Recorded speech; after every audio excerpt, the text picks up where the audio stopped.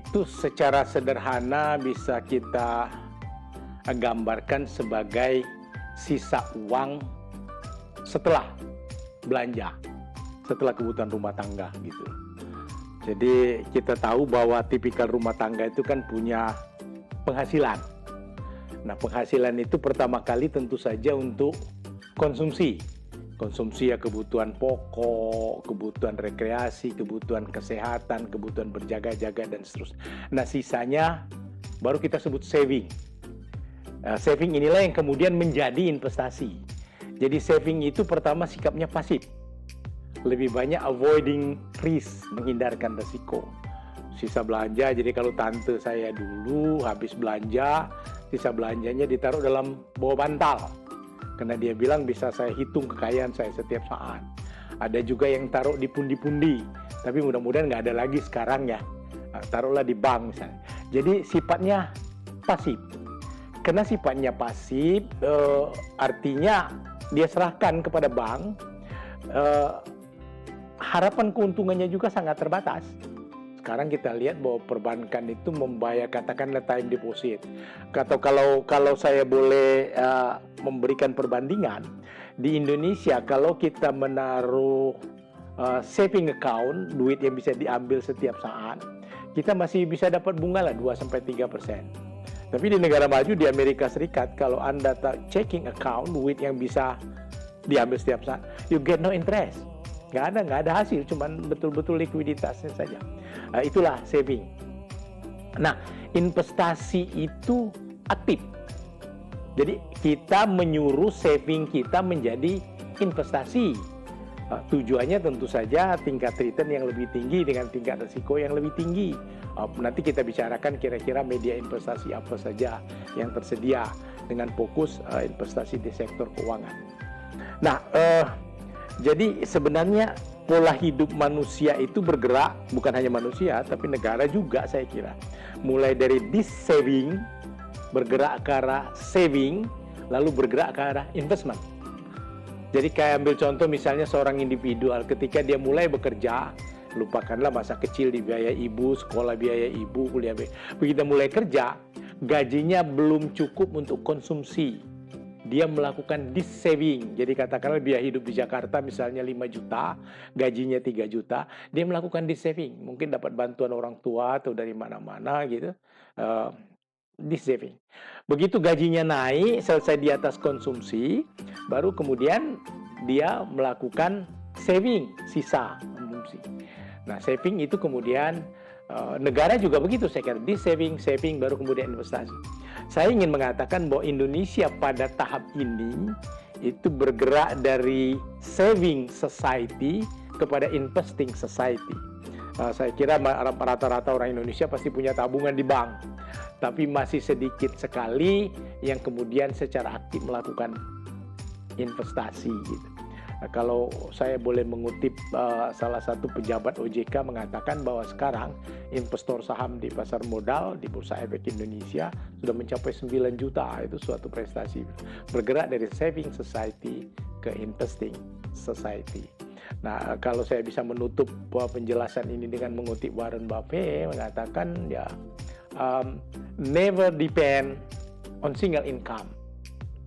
Artinya janganlah menggantungkan biaya hidup Anda dengan sumber income yang tunggal.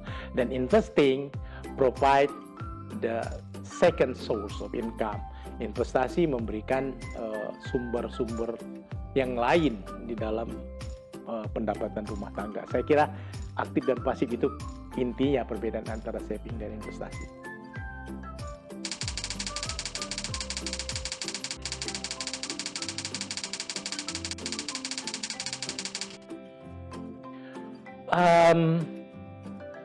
Saya ingin mengutip Warren Buffett lagi.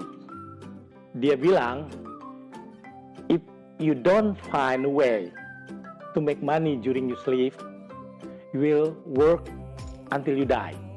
Artinya, kalau Anda tidak bisa menghasilkan uang pada saat Anda tidur, maka Anda harus bekerja sampai mati. Itu kira-kira begitulah. Nah, investasi itu barangkali ibarat kita menanam pohon lah. Kalau Anda ingin hidup teduh, berteduh di bawah pohon rimbun, maka Anda harus menanam pohon. The earlier, the better. Makin dini investasi itu dilakukan, makin baik. Nah, untuk menambah kegambaran, kira-kira mungkin saya akan mengutip Robert Kiyosaki dalam bukunya Rich Dad, Poor Dad. Kiyosaki punya 4 kuadran dari penghasilan. Dia memetakan sumber penghasilan seseorang, satu rumah tangga. Ada 2, active income, passive income. Ada 2 active income, ada 2 passive income. Active income itu artinya Anda bekerja untuk cari duit. Passive income itu adalah Anda menyuruh uang Anda bekerja untuk Anda. Beda kan? Jadi Anda bekerja keras, banting tulang untuk dapatkan duit. Setelah dapat duit, kemudian suruh duitnya bekerja agar Anda bisa tidur, dan pada saat tidur, uang Anda menghasilkan. Di active income, Robert Kiyosaki mengatakan ada 2 pilihan. Anda dapat gaji, jadi pegawai, that's all. Dapat gaji tiap bulan, dapat gaji gitu. Yang kedua, Anda bisa melakukan self-employees. Jadi tidak bekerja pada orang lain, Anda bekerja mandiri. Bekerja mandiri itu seperti misalnya ya, jadi lawyer, jadi akuntan, jadi dokter, jadi penulis. Anda tidak punya bos. Tapi tetap aja active income. Karena kalau Anda tidak bekerja, you get nothing. Nah, orang untuk memperbaiki kondisi finansial dan untuk mendapatkan pohon yang teduh, tempat berlindung, terutama ketika saat pensiun dan usia tua, kita harus punya passive income. Jadi investment is all about passive income. Passive income itu ada 2. Yang pertama, bangun bisnis. Anda punya perusahaan, bayar manajer, bayar selesai. Anda sebagai pemegang saham, tidur, duit mengalir, tinggal mengawasi aja. Tapi ini skala ekonomis yang besar, jadi tidak setiap orang mampu memiliki dunia usaha. Yang terakhir sebagai passive income, investasi. Jadi kuncinya investasi adalah pilihan yang paling gampang agar orang dan rumah tangga mampu memiliki passive income. Passive income, uang bekerja untuk Anda. Ketika Anda tidur pun, uang menghasilkan uang buat Anda. Itulah investasi.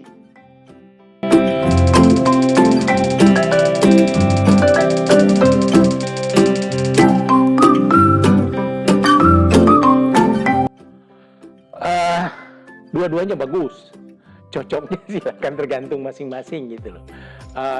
Cuman yang ingin saya katakan adalah baik di real asset atau financial asset, di real asset harus ada ilmunya, di financial asset ada ilmunya. Seperti ajaran agama, kalau Anda mau selamat dunia ada ilmunya, mau selamat akhirat ada ilmunya, mau selamat dunia akhirat juga ada ilmunya. Nah, kita ambil misalnya real asset. Ada yang rasional, kita beli real estate, rumah, beli tanah. Kalau ayah saya di kampung dulu beli sapi betina dan seterusnya. Ada yang emosional. Emosional itu artinya susah sekali untuk dijelaskan secara rasional. Kalau Anda nyimpan perangko bekas, itu katanya konon, katanya saya nggak ngerti, itu bukan bidang saya, nilainya bisa naik. Koin bekas, mata uang bekas yang sudah tidak berlaku, yang justru harganya lebih mahal gitu. Ini menurut saya susah untuk diberikan rasionalitas. Nah, ada juga yang rasional. Jadi misalnya ada yang cash flow-nya rutin. Kalau saya beli rumah atau apartemen untuk sewa, saya bisa tahu outlay saya ketika beli, saya dapat sewa setiap bulan sampai terminal periode. Ada yang one cash in, one cash out. Kalau saya beli tanah yang saya yakin akan naik, saya beli tanah, kemudian tidak ada cash flow sampai saya jual kembali. 1 kali capital outflow, 1 kali capital inflow. Nah, itu real asset. Nah, financial asset kita sudah berbicara kemarin. Saya kenapa bias pada financial asset? Ya memang kena bidang pengetahuan saya di sini. Tapi saya ingin mengatakan bahwa financial asset itu punya beberapa keunggulan. Keunggulan yang pertama adalah likuiditas. Untuk bisa membayangkan apa yang saya artikan, misalkan ekstrimnya, saya punya tabungan atau reksadana 10 juta. Saya punya 1 hektar tanah. Likuiditas itu artinya kalau saya punya reksadana 10 juta, hari ini saya jual 1 juta. Atau saya punya tabungan 10 juta, hari ini saya ambil 1 juta, besok saya ambil 1 juta sebelum habis, bisa. Likuiditas. Bayangkan saya punya 1 hektar tanah. Sekarang saya butuh duit. Tidak gampang dengan segala macam peralatan. Yang kedua, divisibility. Aktiva keuangan itu gampang dibagi. Kita ambil contoh yang tadi itu. 10 juta bisa 1 juta, bisa berapa ratus ribu. Tanah, saya punya 1 hektar tanah dengan 1 sertifikat, saya mau jual setengah. Bisa nggak? Bisa.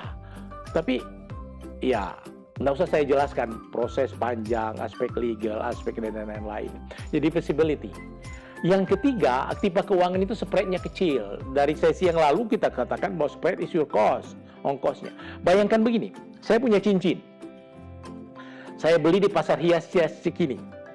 1 gramnya katakanlah misalnya Rp750.000. Saya beli cincin 5 gram. Jangan terlalu gede ya, kalau 10 gram 5 gram. Sore hari saya kepepet duit. Saya beli 750.000 per gram, saya datang ke toko yang sama, harga emas belum berubah. Mau nggak dia beli 750? Enggak. Dia mengatakan ada biaya produksi, padahal sebenarnya nggak ada biaya produksi. Cincinnya masih tetap sama. Spread is your cost, saya selalu menekankan itu. Nah, aktiva keuangan spreadnya kecil karena dia liquid. Aktiva spreadnya besar. Saya kira itu pokok-pokoknya. Jadi silakan pilih dengan pengetahuan masing-masing. Real asset boleh, financial asset. Saya tidak harus mengatakan bahwa financial asset menjanjikan keuntungan paling tinggi, tidak. Kadang-kadang real asset menjanjikan keuntungan paling tinggi. Emas misalnya ketika naik. Cuman emas tidak menghasilkan cash inflows. Nggak ada bunga, nggak ada apa, obligasi menghasilkan bunga, saham menghasilkan dividen dan capital gain. Kira-kira itu perbandingan antara real asset dan financial asset.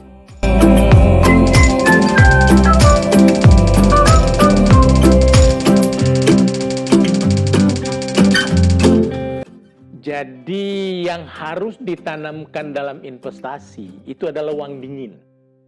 Jadi kebutuhan darurat seharusnya tidak ditanamkan dalam investasi, karena dia harus liquid. Jadi kalau saya gambarkan psikologi seorang investor dalam sebuah kerucut, ini juga pilihan investasi sebuah kerucut. Gaji saya pertama kali harus digunakan untuk foundation capital. Foundation capital itu ya kebutuhan pokok sehari-hari, sandang, pangan, papan, kesehatan, rekreasi, pendidikan. Harus ada di situ. Termasuk kemudian asuransi, kalau mereka membutuhkan asuransi. Jadi namanya foundation capital. Nah, kalau kemudian foundation capital terpenuhi dan gaji saya masih ada, baru saya masuk ke dalam yang saya sebut sebagai core investment. Core investment itu investasi yang tingkat keuntungannya relatif kecil, likuiditasnya tinggi, yaitu boleh jadi asuransi masuk di situ juga, bolehlah masuk ke dalam di sana. Nah, di atas ini kemudian barulah saya berbicara mengenai aggressive investment. Kita mulai masuk kepada saham karena tingkat keuntungannya relatif tinggi dan resikonya relatif tinggi juga. Kalau masih ada, barulah spekulatif investment. Misalnya berspekulasi di dalam mata uang dan seterusnya. Nah, jadi ada jenjangan. Jangan foundation capital digunakan, itu kesalahan fatal. Ketika kita menggunakan kebutuhan sehari-hari dispekulasikan dalam saham. Itu fatal. Jadi harus ada. Lalu kemudian berapa persen? Nah, investasi itu sebenarnya keuntungan terbesar adalah compounding.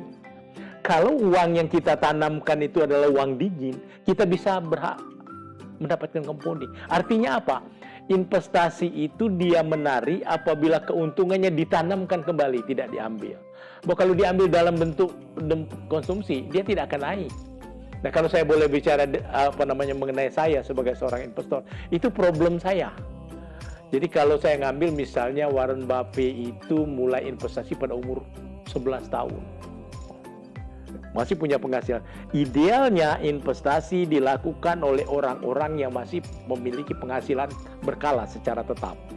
Dia bisa ambil saving kemudian dijadikan investment. Itu idealnya.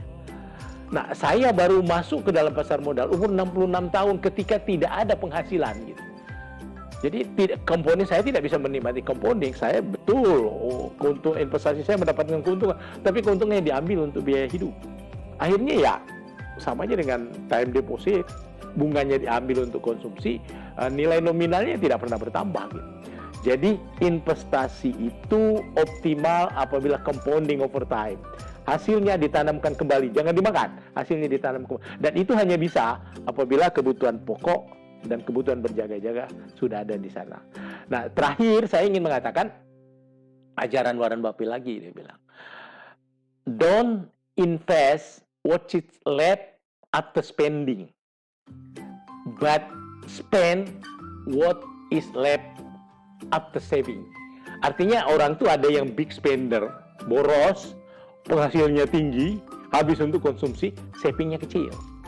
Warren Buffett mengajarkan kalau Anda mau masa depan yang bagus, saving dulu. Jadi kalau saya punya penghasilan sebulan 10 juta, tabung dulu 2 juta. Baru kemudian sisanya ya atur aja konsumsinya 8 juta, yang 2 juta tabung. Ada big spender, orang yang habis belanja banyak, boros. Ada yang big saver. Dia penghasilannya sama, big saver, akan punya peluang lebih besar. Jadi investasi itu kan sebenarnya mengorbankan kenikmatan saat ini untuk kenikmatan-kenikmatan yang akan datang, terutama setelah Anda tidak lagi produktif. Utang pada dasarnya, kemudian apalagi utang konsumsi, Anda mengorbankan penghasilan yang akan datang untuk kenikmatan saat ini. Silakan.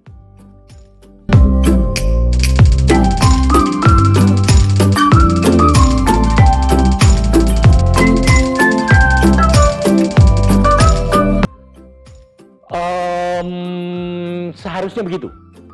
Sebab kalau investasi tidak bisa, atau return, keuntungan dari investasi tidak bisa mengalahkan inflasi, nilai real dari kekayaan kita justru berkurang.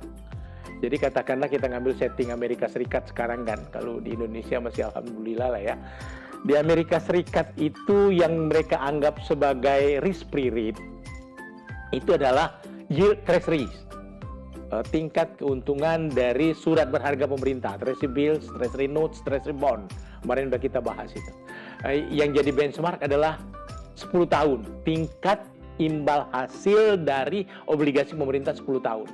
Sekarang kemarin ditutup sekitar 3,5. Artinya dia mendapatkan tingkat imbal hasil 3,3. Sementara inflasinya 8,5%, 9,1 pada bulan Juli kemarin. Uang Anda akan terkikis. Jadi harus diperhitungkan. Kalau inflasi seperti itu, ya kita harus mencari objek-objek investasi yang mampu. Dan banyak yang mengatakan bahwa saham itu salah satu bentuk hedging yang paling efektif terhadap inflasi. Bukan apa-apa, karena asetnya sendiri akan meningkat berdasarkan inflasi. Inventory-nya juga akan meningkat berdasarkan inflasi. Jadi target.